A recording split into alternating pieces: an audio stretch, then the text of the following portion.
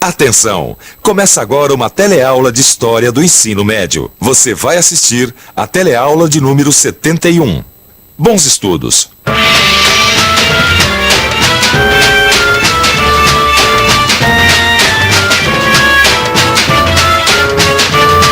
Você viu que o Brasil, durante o regime militar, viveu sob uma forte repressão política. Mas e a cultura? Como será que ficou o cinema, o teatro e a música? Será que em tudo isso os militares também colocaram as mãos?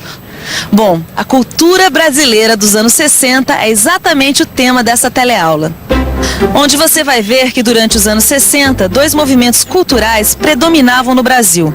O dos engajados, que acreditavam que só a revolução poderia mudar o país. E o tropicalismo, que fazia uma crítica dos comportamentos como caminho para a mudança social. E por fim, você vai ver de que maneira o humor se transformou num instrumento para driblar a censura dos militares.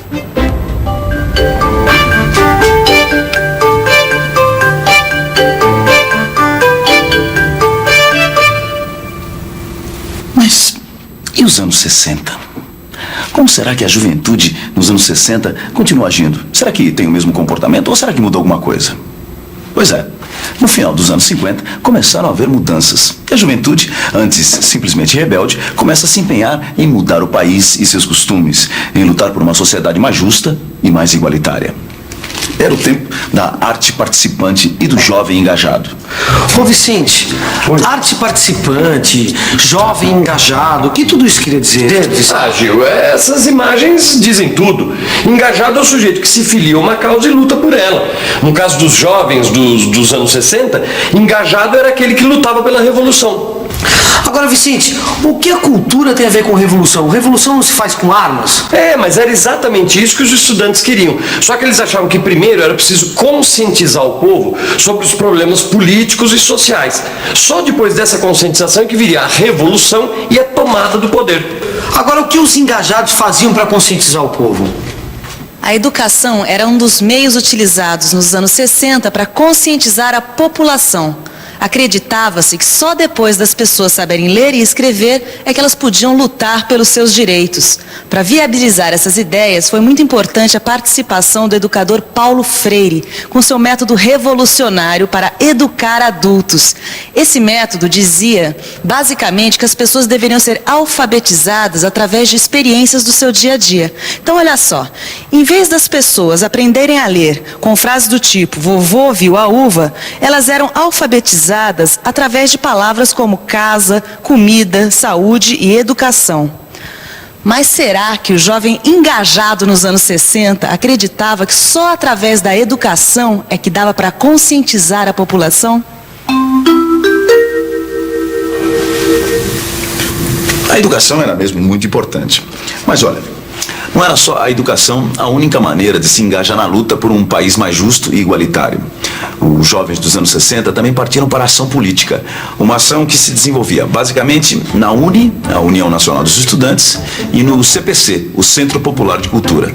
Nessas duas agremiações, jovens estudantes aliados a intelectuais e artistas produziram peças teatrais, shows musicais, além de editar livros e revistas, porque para o pessoal do CPC o importante era criar uma linguagem que fosse simples, direta, uma linguagem que pudesse ser compreendida pelas camadas populares.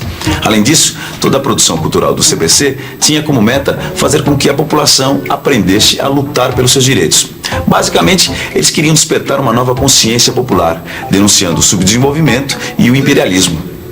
É claro que com o golpe de 64 muda muita coisa no cenário cultural dos anos 60. A sede da UNE foi incendiada, o CPC foi fechado e os estudantes passaram a ser perseguidos pela polícia. Mas é bom a gente não confundir. O golpe de 64 dificultou sim a ação dos estudantes, mas a ideia da arte engajada não morreu. Ela continuou viva no cinema novo, no teatro, na música. Ainda em 1964, o ano do golpe, foi lançado o filme Deus e o Diabo na Terra do Sol, de Glauber Rocha, enquanto a baiana Maria Bethânia estreava no show Opinião. Tanto o filme de Glauber Rocha como o show Opinião denunciavam a ordem vigente, o subdesenvolvimento e o imperialismo. Só para você ter uma ideia de como a arte engajada não morreu com o golpe de 64, olha só o que a Bethânia já cantava em pleno regime militar. Podem me prender, podem me bater, podem até deixar-me sem comer, que eu não mudo de opinião. E enquanto parte da juventude brasileira fazia coro com Glauber Rocha e com Maria Bethânia, havia uma outra parte que não estava, vamos dizer assim, nem um pouco interessada em mudar a sociedade brasileira. Longe da arte engajada, inspirada no sofrimento e na miséria do povo, esses jovens de classe média estavam muito mais interessados em sintonizar a TV Record, onde desde 1965 era transmitido um verdadeiro campeão de audiência, o programa Jovem Guarda. Liderados por Roberto Carlos, Vanderleia e Erasmo Carlos, a Jovem Guarda falava nos carangos, na garota papo firme e nos brotinhos de mini saia. Apesar de não estarem engajados como os estudantes da Uni e do CPC, esses jovens também expressavam o sentimento de rebeldia da época, assim como o seu desejo de quebrar alguns tabus. Mas não foi só a Jovem Guarda que se tornou um sucesso através da TV. Nos anos 60, os festivais de música popular da TV Record mobilizavam o país talvez com a mesma paixão que o país tem pelo futebol. Na sua terceira versão, em 1967, o festival mostrou para o país um movimento que nem bem havia nascido, o tropicalismo. E olha só, heresia para a época, Caetano Veloso interpretou sua música Alegria, Alegria, acompanhado de uma guitarra elétrica. A guitarra elétrica naquela época era considerada um instrumento reservado à música alienada da Jovem Guarda, como se dizia. Mas o uso da guitarra era apenas o começo. O tropicalismo ainda iria inovar muito mais.